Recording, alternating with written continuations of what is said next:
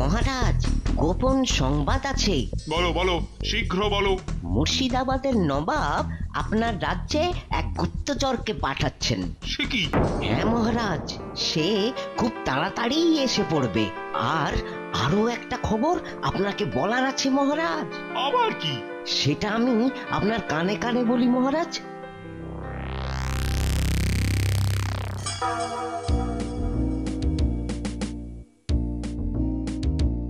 আরে পুটি, এবার পুজোয় কতগুলো জামা কাপড় পেলি বলতো? 5টা। আমার 5টা। আমার 6টা। আমার 4-4টে। তাই নাকি? খুব ভালো খুব ভালো। আরে এবার তো তোদেরই পুজো মনে হচ্ছে রে। এবার আমাদের দুর্গা ঠাকুরটা কত বড় হবে গোপাল দাদু? মহারাজ এবার সদর থেকে বায়না করে মস্ত বড় ঠাকুর আনাবেন বলেছেন। হ্যাঁ, এবার পুজোয় তোরা খুব মজা করে নে। শোনো, এই তুমি তুমি এদিকে একবারটি এসো তো। ভালো, ডাকলে কেন? সামনে পুজো, সবার মনে কত আনন্দ, কিন্তু আমার মনে বড় দুঃখ গো। সে কি কথা? কেন কেন কেন তোমার মনে আবার দুঃখ কিসের? এই তো সেদিন 3টে শাড়ি দিলাম তোমাকে। শাড়িতে কি আর আনন্দ হয় গো? স্ত্রীর আনন্দ তো স্বামীর যত্নে। ও বাবা, এই দেখো আমি আবার তোমার কি অযত্ন করলাম? করনি? তবে যে পুকুর ঘাটে ভোলা ময়রার বউ আমায় বললো তুমি আমায় ভালোবাসো না, তাই তাই তাই আমায় সব কথা বলো না। এই দেখো গিন্নি, আমার ঘাড়ে কটা মাথা আছে, হ্যাঁ, যে আমি তোমায় সব কথা বলবো না? আরে যা জানি সবই তো বলি তোমায়। তাহলে বলো তো বলো তো বলো, মহারাজ কৃষ্ণচন্দ্রের সিন্ধুকে চাবি কোথায় থাকে? হ্যাঁ, এ আবার কি প্রশ্ন গিন্নি? হ্যাঁ, তুমি তো মহারাজের কাছের লোক, তুমি নিশ্চয়ই জানো। তুমি যদি সত্যি আমায় ভালোবাসো তাহলে বলো আমাকে। বিশ্বাস করো গিন্নি, আমি সত্যিই জানি না মহারাজের সিন্ধুকের চাবিটা ঠিক কোথায় থাকে। সত্যি বলছো? সত্যি বলছো তুমি জানো না? এই এই ভালো করে ভেবে দেখো না গো। আরে দূর, ভুলভাল বকার সময় পেলে না। যাও যাও যাও যাও, ঘরে যাও দেখি, ঘরে যাও। ঠিক আছে, তাহলে আর কি করা যাবে, আমি যাই। সামনে পুজো, এই সময় আবার গিন্নির মাথায় কেরা পোকা ভর করলো নাকি? না, নে নে নে, অনেক বেলা হয়ে গেল। এবার তোরা বাড়ি গিয়ে চান খাওয়া সেরে বিশ্রাম কর। আমার পেটেও কে যেন একটা খোঁচা দিচ্ছে। ওই গো গিন্নি, গামছাটা দাও দেখি, চানটা সেরে আসি। গিন্নি, ও গিন্নি, গেল কোথায়? এই তো ঘরে ঢুকলো। গিন্নি, আরে কোথায় গেলে গো? ভোর দুপুরে তো চেঁচাচ্ছ কেন? আরে তুমি বাইরে থেকে ভেতরে আসছো যে? আরে তুমি তো ঘরেই ছিলে। বলো যা, তোমার কি মাথাটাও খারাপ হয়ে গেছে গো? ঘরে থাকলে কি আমার চলবে? এই এই এই এই এতগুলো জামা কাপড় কেচে এই সবে পুকুর ঘাট থেকে ফিরলাম। এই দেখো, এই সবে ফিরলে? তবে যে একটু আগে ওই উঠোনে আমার সঙ্গে কথা বললে।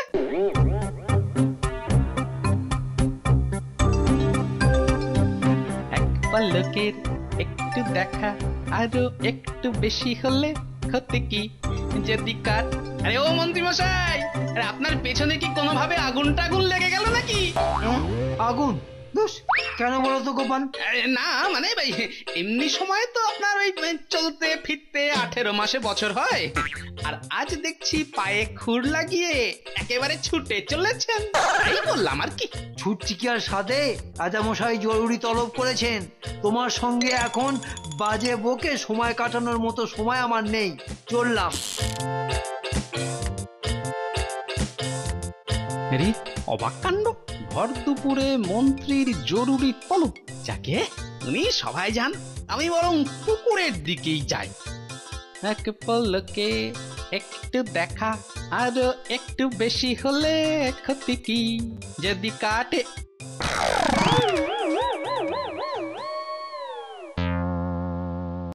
কি, এই তো একটু আগে মন্ত্রী মশাই রাজসভার দিকে চলে গেলেন।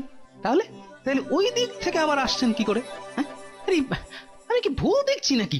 না না, মন্ত্রী তো। কি হে গোপাল, ভর দুপুরে এরকম ভ্যাবলা কান্তের মতো এখানে দাঁড়িয়ে আছো কেন? না, তার আগে আপনি বলুন তো মন্ত্রী মশাই, এই একটু আগেই তো আপনি রাজপ্রাসাদের দিকে চলে গেলেন মহারাজের সঙ্গে জরুরি কথা বলতে, তা আবার আপনি ওই দিক থেকে এখানে এলেন কি করে? এতক্ষণে বুঝলাম মহারাজ ঠাকুরের বায়না দিতে আমাকে কেন পাঠিয়েছেন, তোমাকে কেন নয়। মানে মানে তুমি পাগল ছাগল হয়ে গেছো, বেশি খেয়ে খেয়ে না তোমার পেটটাই শুধু ঢোলের মতো ফুলেছে, মাথায় ছিটে ফোটা বুদ্ধি গজায়নি। শোনো গোপাল, আমি গেছিলাম সেই সদরে দুর্গা ঠাকুরের বায়না দিতে, আর এই সবে ফিরছি। কিন্তু কিন্তু আমি তো একটু আগে মন্ত্রীকে, এই দেখো, আমার কি তাহলে সত্যি মাথাটা খারাপ হয়ে গেল? প্রথমে গিন্নি, তারপরে মন্ত্রী, এদের সবাইকেই আমি দুবার দুবার করে দেখছি কেন? না গোপাল না, ঠাকুর আসার আগেই অন্য একটা লোক এ রাজ্যে এসে কোনো ক্ষতি করতে চাইছে। ক্ষতি? না, একটু খোলসা করে বলুন তো মহারাজ। নবাব এক গুপ্তচরকে এ রাজ্যে পাঠিয়েছেন, সে আবার অতি ধূর্ত এক লোক। সে কি? নবাব তাকে কেন পাঠিয়েছে মহারাজ? মনে হয় আমার সিন্ধুক থেকে এ রাজ্যের দলিল চুরি করার জন্য। তুমি তুমি বুঝতে পারছো তো গোপাল, দলিল চুরি হয়ে গেলে কি সর্বনেশে কাণ্ডটাই না ঘটবে। হ্যাঁ, বিলক্ষণ বুঝতে পারছি মহারাজ। শুধু তাই নয় গোপাল, এই গুপ্তচর নাকি যে কোনো সময় যে কোনো লোকের ছদ্মবেশ ধারণ করে সবাইকে বোকাও বানিয়ে দিতে পারে। ছদ্মবেশ? আরে কি ভাবছো গোপাল? না, ভাবছি যে মহারাজ, এ রাজ্যে আবার কোনো নতুন রোগ এসে উপস্থিত হলো কিনা। মহারাজ, মহারাজ, রানীমা আপনারে এক্ষুনি একবার ডেকে পাঠিয়েছেন, বলছেন খুব জরুরি দরকার। আচ্ছা আচ্ছা, চলো চলো, তোমরা বসো, আমি এক্ষুনি আসছি।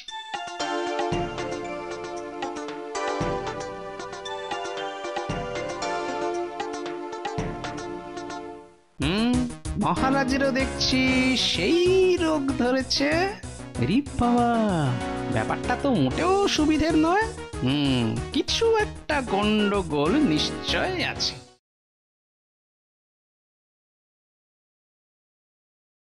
হাসির রাজা, জ্ঞানের রাজা, রসিক রাজা। মন্ত্রী মশাই, বসিয়া বসিয়া ম্যাজ ম্যাজ করে গা, সেই যে গেল, রাজা তো এখনো ফিরিল না। চুপ করো, রাজামশাই রানীমার কাছে গেছেন। না না, মানে দরকারি কথা আছে বললেন, কিন্তু কিন্তু এত সময় পার হয়ে গেল, এখনো তো এলেন না। হ্যাঁ, কোনো সংবাদও তো পাঠালেন না।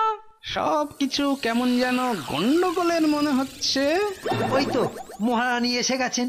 হ্যাঁ মন্ত্রী, আমি মহারাজের কাছে জানতে এলাম মা দুর্গার বায়না দেওয়া আছে কিনা। তা তিনি কোথায় গেলেন বলুন তো? ও মা, কিছুক্ষণ আগে দাসীকে দিয়ে আপনিই তো ওনাকে ডেকে পাঠিয়েছিলেন, উনি তো আপনার কাছেই গেলেন। সে কি কথা, উনি তো আমার কাছে যাননি। জাননি, কিন্তু কিন্তু মহারাজ তো অনেক আগেই বেরিয়েছেন। তাহলে কোথায় গেলেন উনি? কি হবে এখন? রানীমা, আপনি উতলা হবেন না, আপনি অন্দর মহলে যান, আমি দেখছি। সবাই মিলে এক্ষুনি মহারাজকে খুঁজতে শুরু করো। হালচাল তো ভালো বলে মনে হচ্ছে না। আমি আগে গিয়ে সিন্দুকটা সামলাই। তুমি আমার ওদিকে চললে কোথায়? সিন্দুক পাহারা দিতে হবে মন্ত্রী মশাই। হয়েছে মাথা ব্যথা, আর তুমি দিচ্ছ পেট খারাপের ওষুধ। রাজাকে না খুঁজে তুমি যাচ্ছ সিন্ধুকের কাছে। সেটাই তো এখন বেশি দরকার মন্ত্রী মশাই।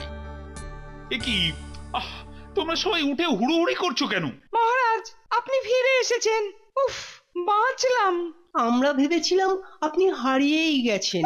হ্যাঁ মহারাজ, তাই আমরা বড়ই উতলা হয়ে পড়েছিলাম। আরে আমি তো গেছিলাম বাগানে রানীকে খুঁজতে, কিন্তু খুঁজেই পেলাম না, তাই আবার ফিরে এলাম। আচ্ছা গোপাল, তুমি ওই সিন্দুক নিয়ে কি একটা বলছিলে, শুনতে পেলাম, বলো। হ্যাঁ বলছিলাম যে মহারাজ, ওই আমার বাড়ির সিন্দুকটার উপর অনেক ধুলো পড়েছে মহারাজ, পুজোর আগে পরিষ্কার করতে হবে। সন্ধে হয়ে গেল, তাহলে আমি এখন আসি মহারাজ, আসি। আচ্ছা আচ্ছা, যাও যাও।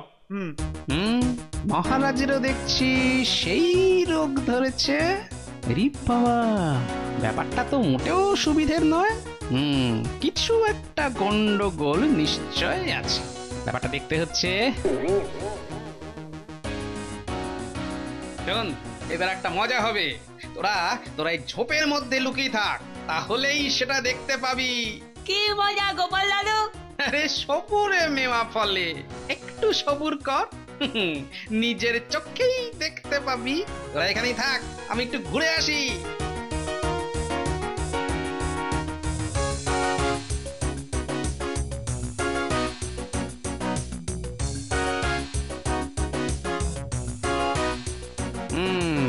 তার মানে আমার সন্দেহটাই দেখছি ঠিক। মহারাজ, তুমি কিন্তু এখন এখানে এত রাতে কেন গোপাল? কি চাও? না, আসলে আমার ওই শাশুড়ি ঠাকুরন হঠাৎ করে একটু অসুস্থ হয়ে পড়েছেন তো, তাই মানে। আরে তাতে আমি কি করব শুনি? না, আপনি কিছুই করবেন না মহারাজ, যা করার আমি করব। তা করো গিয়ে, যাও। এখানে এখানে এসেছো কেন? না, আমাকে তো তাহলে কদিনের জন্য একটু বাইরে যেতে হবে মহারাজ, সেই জন্যই। অনুমতি তো দিয়েই দিয়েছি, যে চুলোর দুয়ারে পারো যাও, যাও গিয়ে তাড়াতাড়ি। যাব মহারাজ, যাব, কিন্তু যাওয়ার আগে ওই সিন্ধুকের ব্যাপার থাকি। ও কথা না হয় পরেই একদিন বলবো। সিন্ধুকের ব্যাপারে আবার কি কথা? থাক না মহারাজ, ও কথা পরে বললেও চলবে। হ্যাঁ, আমি আদেশ করছি, এখনই বলো গোপাল, বলো। অত উত্তেজিত হবেন না মহারাজ, অত উত্তেজিত হবেন না। বলছি। আসলে ওই সিন্ধুকের চাবিটা তো আপনি আমায় রাখতে দিয়েছিলেন, আমি সেটা। কি সেটা? আরে সেটা কি মানে? কোথায় আছে চাবিটা? সেটা আমি ওই আম গাছের তলায় মাটি খুঁড়ে লুকিয়ে রেখেছি মহারাজ। যে জানে না সে কোনোদিন খুঁজেও পাবে না। আহাম্মক, অত দামি জিনিস কেউ ওইভাবে রাখে? ঠিক আছে, যা হবার হয়েছে, তুমি এখন বিদে হও তো বাবু, তাড়াতাড়ি। যে আজ্ঞে মহারাজ।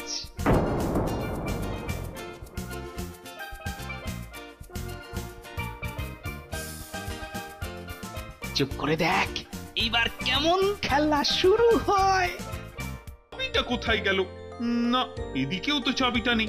না, চাবিটা আমায় পেতেই হবে। কোথায়?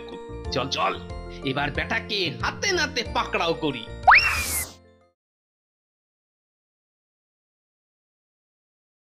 হাসির রাজা, জ্ঞানের রাজা, রসিক রাজা।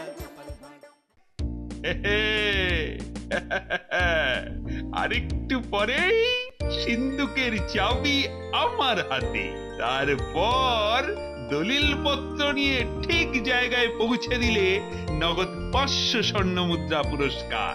আর মহারাজ কৃষ্ণচন্দ্র তখন রাস্তায় বসে বসে ভেরেন্ডা বাজাবেন। না, এবার ঘোড়া শুরু করি।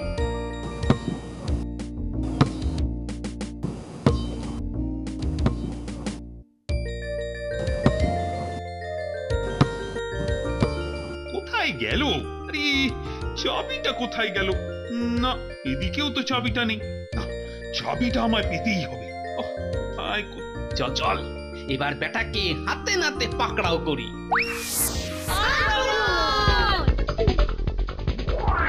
ওরে বাবা, কি রে? ওরে বাবা রে, মেরে ফেললো।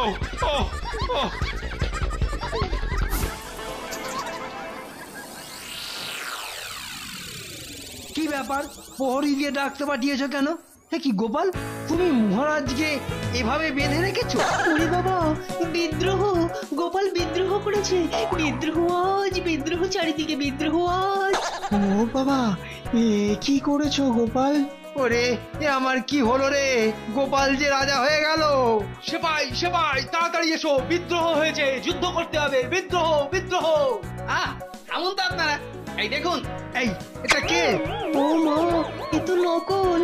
বাবা, সয় না আমার এত ধকল। হ্যাঁ, এবার বল বেটা, আমাদের মহারাজকে কোথায় লুকিয়ে রেখেছিস? না মানে দেখাচ্ছি তোর এই পুটি গুলডে টেপা ধরতো বেটাকে আবার চ্যাংদোলা করি।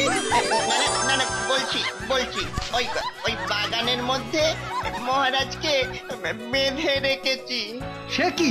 সেনাপতি যাও, এক্ষুনি মহারাজকে বাগান থেকে নিয়ে এসো।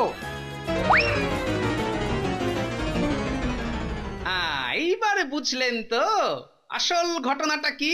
সে তো আমি আগেই বুঝেছিলাম যে নিশ্চয়ই কিছু একটা গন্ডগোল আছে। সেটা বুঝবেননি? আপনি তো বুদ্ধিমান লোক, তবে কিনা আপনার বুদ্ধিটা ওই চোর পালানোর পরে বেরিয়ে আসে। এই আর কি। ওরে বাবা রে, হাঁপ ছেড়ে বাঁচলাম। বাবা, হাত পা গুলো একেবারে ব্যথা ব্যথা হয়ে গেছে। গোপাল, আরে ও গোপাল। এই যে মহারাজ, আর কোনো চিন্তা নেই। আপনাকে যে বেঁধে রেখেছিল সেই ছদ্মবেশী গুপ্তচরটা এখন আমাদের জালেই বাধা পড়েছে। হ্যাঁ, এই বেটা, আজকে তোকে গরম তেলে লুচির মতো ভাজবো। আমার ছেড়ে দিন, আমার ভুল হয়ে গেছে। ভুল? বেটা শয়তান, নবাবের ল্যাংবট, নবাবই তোকে আমার দলিল চুরি করতে পাঠিয়েছিল, তাই না? না না মহারাজ, নবাব নয়, ওই পুরস্কারের লোভ দেখিয়ে ওনার উজির মশাই আমাকে এখানে পাঠিয়েছিলেন মহারাজ। তোকে তো পুরস্কার দেবই সেনাপতি। এই এক্ষুনি এই বেটা জোচ্চোরের মাথা ন্যাড়া করে ঘোল ঢেলে গাধার পিঠে উল্টো করে চাপিয়ে এ রাজ্য থেকে বের করে দাও। এক্ষুনি বের করো। সত্যি সত্যি গোপাল, আরো একবার তোমার জন্যই আমি আর আমার রাজ্য রক্ষা পেল। কিন্তু গোপাল, তুমি কি করে বুঝলে বলো তো যে গুপ্তচরই আমার ছদ্মবেশ নিয়ে সবাইকে বোকা বানাচ্ছে? চুলকানি মহারাজ, চুলকানি। কথায় বলে না, স্বভাব যায় না মলে। ওই বেটা গুপ্তচর আমার বউ সাজুক আর মন্ত্রী মশাই সাজুক, কেবল কান চুলকতেই থাকে। ওকে যখন আপনার ছদ্মবেশ নিয়ে ওই সিংহাসনে বসে কান চুলকতে দেখলুম, তখনই সব জলের মতো পরিষ্কার হয়ে গেল। চমৎকার গোপাল, সত্যি সত্যি তোমার কোনো তুলনা নেই। এই মন্ত্রী, আজ থেকে গোপালের মাস মাইনে আরো 50 টাকা বাড়িয়ে দাও। মহারাজ, ওই ছদ্মবেশীটাকে ধরতে এরাও কিন্তু আমাকে অনেক সাহায্য করেছে। তাই নাকি? মন্ত্রী, ওদেরকেও তুমি অনেক খেলনার মিষ্টি কিনে দেওয়ার ব্যবস্থা করো তাড়াতাড়ি। জয় গোপাল দাদু জয়, জয় গোপাল দাদু জয়। সাবস্ক্রাইব করে দিন ভাই, আর বেলটা বাজাতেও ভুলবেন না, না হলে মজা মিস করবেন।